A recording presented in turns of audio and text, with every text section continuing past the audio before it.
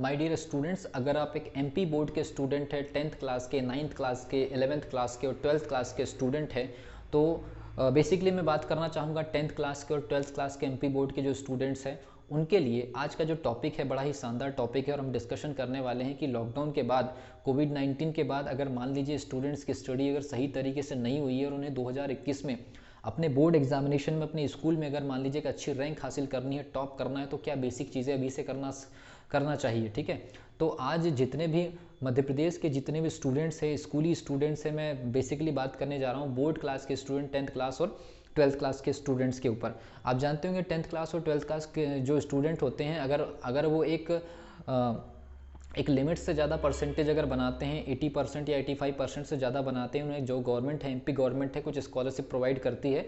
शायद 25,000 की जो स्कॉलरशिप होती है या कुछ लैपटॉप वगैरह को कुछ स्कीम्स गवर्नमेंट जो है स्टूडेंट्स को प्रोवाइड करती है। तो अगर मान लीजिए आपके क्लास में कोई स्टूडेंट अगर टॉप कर रहे हैं या कर चुके हैं या करते हैं, आपने देखा है, तो क्यों ना आप भी ऐसी चीज़ों में आप अपने रैंक हासिल करें।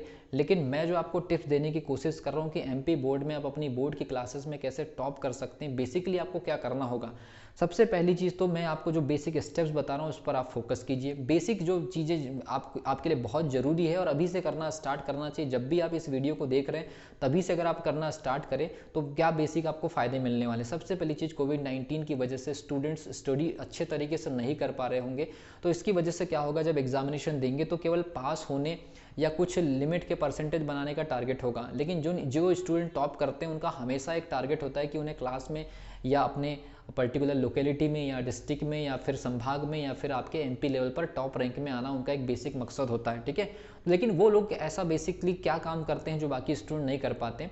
और अगर मान लीजिए आप अगर एक स्टूडेंट होने के नाते इस वीडियो को देख रहे हैं तो आप ऐसा क्या करें कि आप भी उनके जैसे एक बहुत अच्छी रैंक जो है हासिल कर सके और आप लोगों को भी एक बेटर कॉन्फिडेंस अपने अंदर आपको डेवलप करने का मौका मिले। ठीक है, सबसे पहली चीज़, परसेंटेज बनाने से आपको कोई बेस्ट करियर मिल जाएगा, इस चीज़ की कोई गारंटी नहीं होती है, क्योंकि आपको करियर बनाने के लिए कॉम्पिटिटिव एग्जामिनेशंस क्लियर करने होते हैं। दूसरी चीज़, लेकिन अगर आपकी क्लास में कोई स्टूडेंट अगर अच्छे परसेंटेज जब ला सकते हैं तो आप क्यों नहीं ला पा रहे हैं, क्योंकि वो तो आप लोगों से कोई अलग नहीं है, वो भी आप ही के साथ में सेम टीचर्स, सेम आपके लिए बुक्स होती हैं।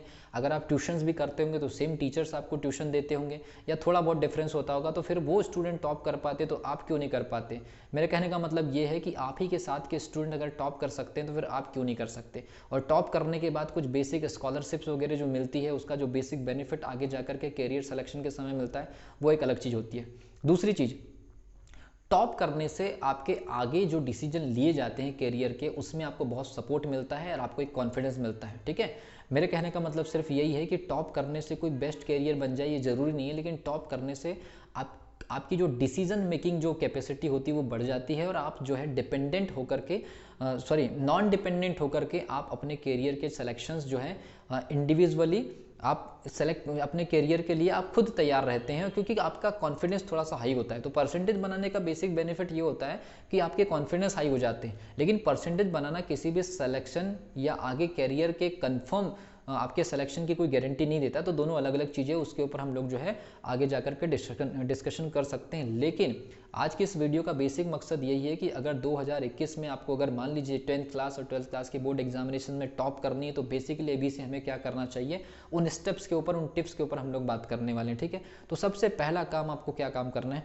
अच्छा हाँ, सबसे पहली चीज़ तो मैं ये कहूँगा कि अगर आप इस चैनल पर नए हैं तो चैनल को सब्सक्राइब करिए, बेल आइकन को प्रेस कीजिए। ठीक है, और ऐसे ही अपने फ्रेंड सर्कल में वीडियो को शेयर कीजिए ताकि हमें अच्छा मोटिवेशन मिले और आप लोगों के लिए अच्छे से अच्छे गाइडलाइंस और अच्छे से अच्छे नॉलेज वाले वीडियोस में आप लोगों के लिए बना सकूँ। तो सबसे पहली जो टिप है तो बोर्ड और आपका क्या है, एमपी बोर्ड, और आपका जो मेन जो टास्क है वो है आपको टॉप करना है। ठीक है, और टॉप करने का मतलब मैं यहाँ पर कोई एक फर्स्ट रैंक, सेकंड रैंक या थर्ड रैंक की बात नहीं कर रहा हूँ। मैं एक लिमिट में परसेंटेज आपके बने 90%, 85 प्लस, इस परसेंटेज के ऊपर मैं फोकस कर रहा हूँ। ठीक है, तो सबसे पहली जो टिप है वो टिप है आपको क्या काम करना है, एक ब्लूप्रिंट होता है।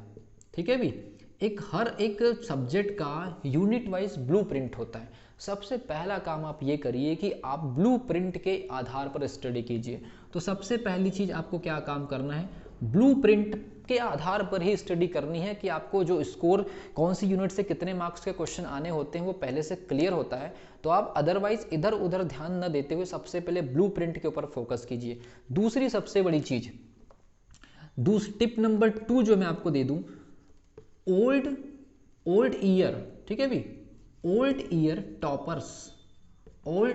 टॉपर्स की जो कॉपियां होती है वो आप देख लीजिए। ओल्ड ईयर टॉपर्स की जो कॉपियां होती है उससे आपको एक आइडिया लग जाएगा कि जो टॉपर्स होते हैं वो किस प्रकार से क्वेश्चंस को तैयार करके एग्जामिनेशन में रिप्रेजेंटेट करते हैं, ठीक है। Tip number 3, answer writing. Answer writing जो है आपको किसी भी, देखिए किसी भी एग्जामिनेशन में 2 स्टूडेंट है, दोनों सही प्रकार से लिखते हैं, लेकिन एक स्टूडेंट को ज़्यादा मार्क्स मिलता है क्योंकि उसकी आंसर राइटिंग या आंसर रिप्रेजेंटेशन बाकी स्टूडेंट से डिफरेंट होता है, और वो एक अलग यूनिक जो है एग्जामिनर जो कॉपी चेक करते हैं उनके दिमाग के ऊपर एक अलग से इंप्रेशन छोड़ते हैं। तो आपको क्या काम करना है, आंसर राइटिंग के ऊपर बहुत फोकस करना है। इसके अलावा आंसर राइटिंग में आपको पैराग्राफ, ठीक है, पॉइंट वाइज आंसर देना। इसके अलावा जो डायग्राम हम बनाते हैं, डायग्राम आपके नीट एंड क्लीन होना चाहिए। डायग्राम में हम लोग जो नामकरण करते हैं वो बिल्कुल नीट एंड क्लीन होना चाहिए।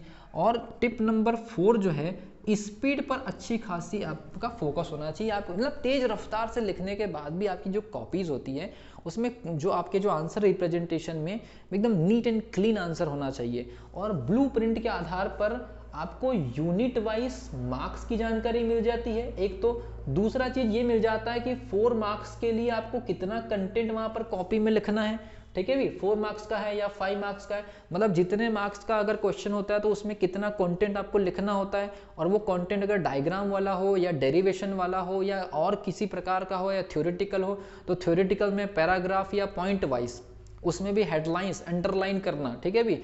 और डायग्राम वाले में diagram neat and clean, diagram में फिर नेमिंग करने के तरीके, डेरिवेशन है तो स्टेप बाय स्टेप, मैथ्स है तो स्टेप बाय स्टेप, ठीक है।